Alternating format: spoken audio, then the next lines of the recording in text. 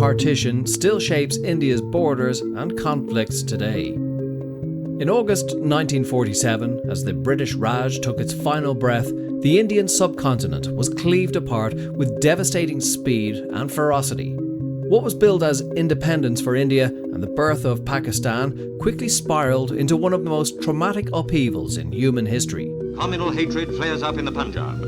1 million people become refugees overnight. They flee from savagery and butchery that has never been exceeded even in India's stormy history. In a matter of weeks, between 12 to 20 million people were forced to flee their homes, crossing hastily drawn borders based on religion rather than reality.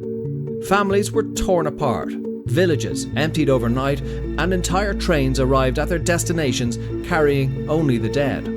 According to Encyclopaedia Britannica, the violence that erupted in the wake of partition took anywhere from several 100,000 to 2 million lives, a tragedy on a scale few could comprehend. But partition didn't just slice through geography, it cut into the very psyche of a people. The hurried drawing of the Radcliffe Line created more than just new nations. It created border disputes, communal bitterness, and unresolved political questions that still haunt the region. From the Kashmir conflict to citizenship debates and territorial standoffs, the legacies of 1947 are far from buried. Instead, they echo through every checkpoint, every military skirmish, and every act of reconciliation still struggling to take root. Welcome to the Global Insight.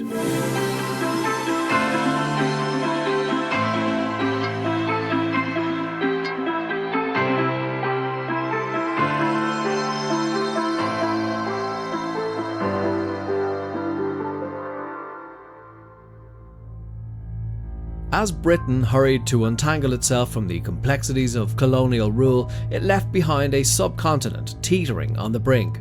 The hasty decision to divide British India into two dominions, India and Pakistan, was driven more by political expediency than long-term vision. At the heart of this rushed process was Sir Cyril Radcliffe, a British barrister who had never set foot in India and knew little of its geography, cultures or communities. Tasked with drawing the boundaries of Punjab and Bengal, two of the most religiously diverse provinces, he was given just 5 weeks to accomplish the unimaginable. The result was the Radcliffe Line, a jagged, arbitrary demarcation that sliced through homes, villages, and entire ways of life.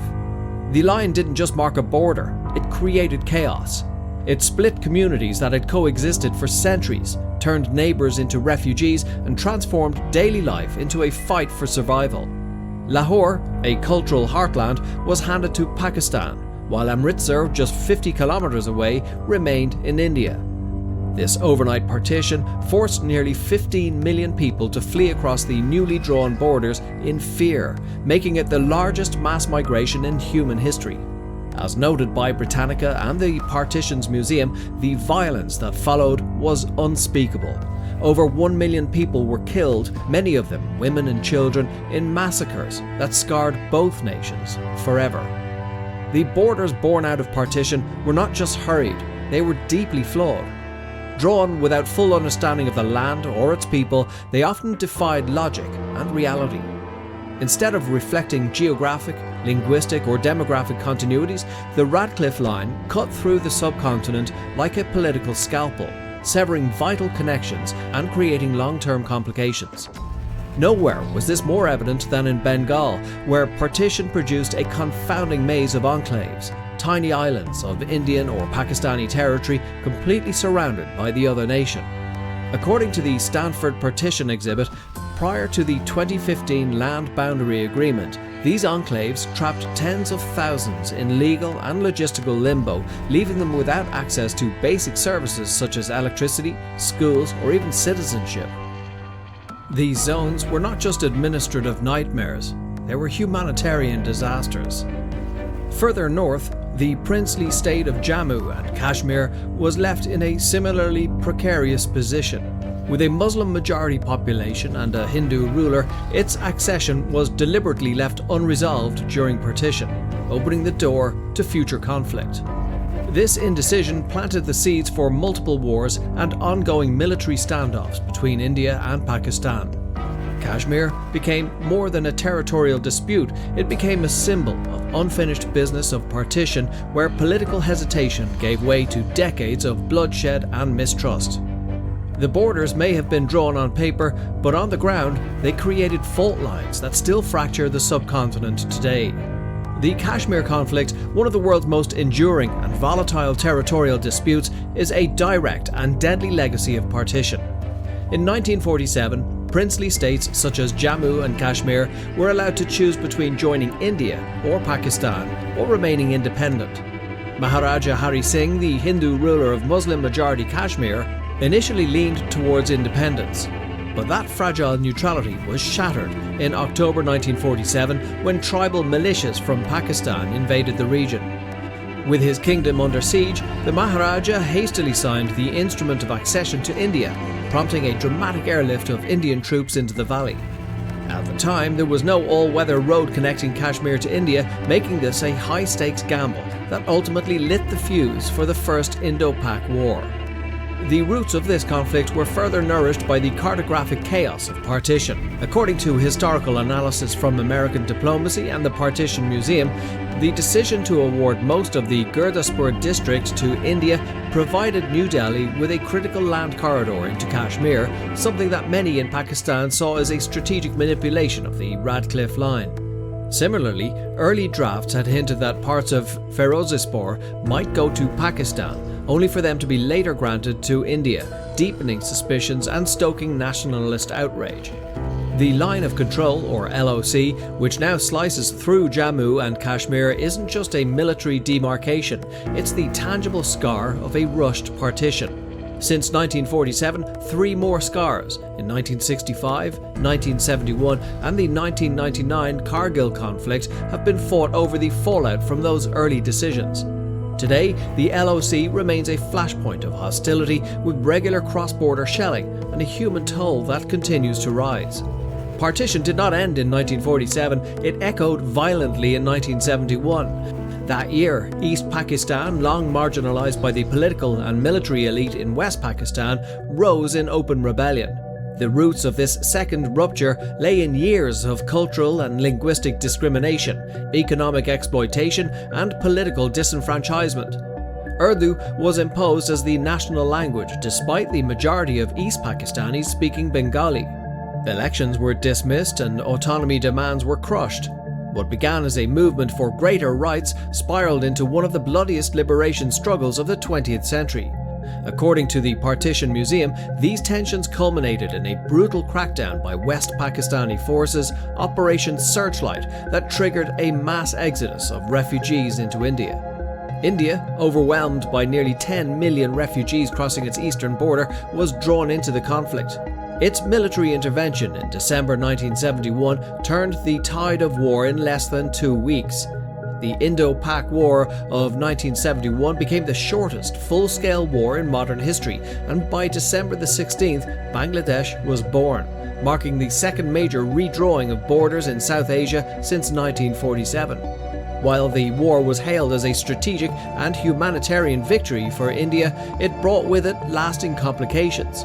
The refugee influx strained India's economy, and the aftershocks of Partition 2.0 were felt in the form of cross-border insurgencies and instability in India's northeastern states. For India, Bangladesh's independence was a geopolitical triumph, but it also reaffirmed that the trauma of partition was far from over.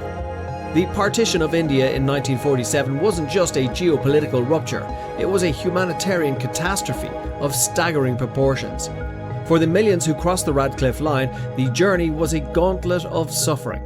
Trains meant to carry refugees to safety became sites of unspeakable horror. Many were ambushed en route, arriving at stations filled only with corpses. Grisly scenes that led them to being dubbed blood trains, as documented by the Partition Museum. Others had no access to trains and were forced to walk for days or even weeks, traversing hostile terrain, enduring the monsoon and surviving on next to nothing. Families were separated, belongings abandoned, and the fragile thread of normal life snapped overnight. The physical toll was brutal, but the emotional trauma was perhaps even more devastating. Disease swept through the makeshift refugee camps that sprang up on both sides of the new borders. According to the British Red Cross, outbreaks of cholera and typhoid were rampant in camps that lacked basic sanitation or medical aid.